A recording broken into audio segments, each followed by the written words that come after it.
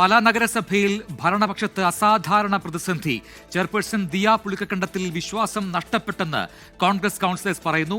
UDF നേതാക്കൾ വിളിച്ച ചർച്ചയിലാണ് കൗൺസിലേഴ്സിന്റെ ഈ പ്രതികരണമുണ്ടായത്. രേഖാമൂലം UDF നേതാക്കൾക്ക് കൗൺസിലേഴ്സ് കത്തു നൽകി. എന്നാൽ എതിർപ്പിന് കാരണം എന്താണെന്നറിയില്ലെന്ന് ബിനു പുളിക്കക്കണ്ടം പ്രതികരിച്ചു. സ്വതന്ത്ര നിലപാട് തുടരുമെന്നും പ്രതിപക്ഷത്തിന്റെ വോട്ട് വാങ്ങി അധ്യക്ഷ സ്ഥാനത്ത് തുടരില്ല എന്നും ബിനു പുളിക്കക്കണ്ടം വ്യക്തമാക്കി. ഞങ്ങളുടെ ആത്മാഭിമാനം പണയം വെച്ചുകൊണ്ട് അല്ലെങ്കിൽ ഞങ്ങളുടെ വ്യക്തിത്വം പണയം വെച്ചുകൊണ്ട് ഞങ്ങളൊരു തീരുമാനം എടുക്കത്തില്ല. ഈ 6 മാസത്തെ കാലയളവിൽ ഒരു ദിവസം പോലും പാർലമെൻറ്റ് പാർട്ടി കൂടാതെ ഒരു തീരുമാനം ഞങ്ങൾ എടുത്തിട്ടില്ല. 6 മാസക്കാലം ഇവിടെ ഞങ്ങൾക്ക് UDF പിന്തുണ തന്നു. ഒരുപക്ഷെ UDFിൻ്റെ ഘടകകക്ഷികളോ അല്ലെങ്കിൽ മറ്റ് പ്രവർത്തകരോ പ്രവർത്തിക്കാത്ത രീതിയിൽ തെരഞ്ഞെടുപ്പിൽ ഉൾപ്പെടെ ഞങ്ങൾ പ്രവർത്തിക്കുകയും ചെയ്തു.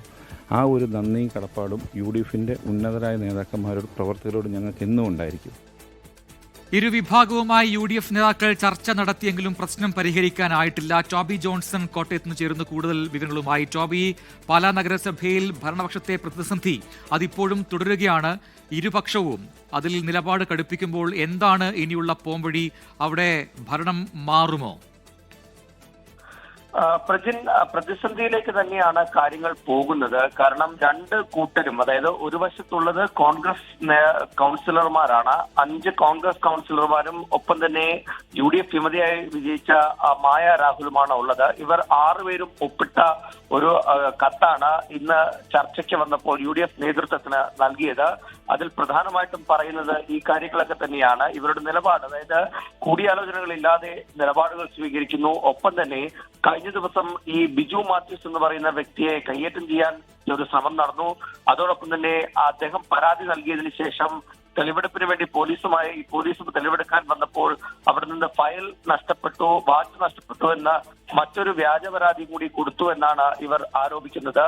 അതോടൊപ്പം തന്നെ ഈ സ്വതന്ത്ര കൗൺസിലർമാരുടെ നേതൃത്വത്തിൽ അല്ലെങ്കിൽ അവരുടെ നിലപാടുകൾ ഒട്ടും ശരിയല്ല, യോജിച്ചു പോകാൻ സാധിക്കില്ല, വിശ്വാസം ചെയർപേഴ്സണിൽ നഷ്ടപ്പെട്ടിരിക്കുന്നു എന്ന് തന്നെയാണ് ഇവർ കോൺഗ്രസ് കൗൺസിലർമാർ പറഞ്ഞിരിക്കുന്നത്. ഒരു കോൺഗ്രസ് കൗൺസിലർ ഒഴിച്ച് ബാക്കി 5 പേരും അതുപോലെ തന്നെ ഈ വിമതയാറ്റി വിജയിച്ച മായ രാഹുലുമാണ്, വൈസ് ചെയർമാനാണ്.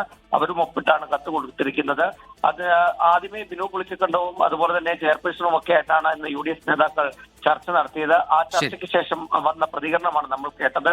അതിനുശേഷം കോൺഗ്രസ് കൗൺസിലർമാരോടും ചർച്ച നടത്തി. പക്ഷേ ഒരു അന്തിമ തീരുമാനത്തിലേക്ക് എത്താൻ ഇതുവരെ സാധിച്ചിട്ടില്ല. പ്രജിത്ത്, ടോബി ജോൺസണാണ് കോട്ടയത്ത് നിന്നും വിവരങ്ങൾ പങ്കുവച്ചത്.